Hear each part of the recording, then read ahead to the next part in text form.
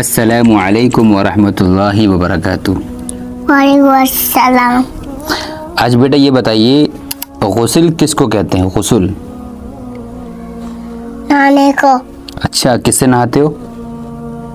Shampoo और साबुन और? लगा के और पानी से नहाएंगे। ठीक है। अब ये बताइए, गुस्ल में कितने फ़र्ज हैं? 3। 3? तो 3 तो ऐसे कहो, तो तुम ऐसे कर वो नहीं कर रहे हो, ऐसे करके 3 कहो। ठीक है। नंबर 1? नंबर 1 कुल्ली करना। जी ठीक है। नंबर 2? नंबर 2 नाक में पानी डालना। ठीक है। नंबर 3?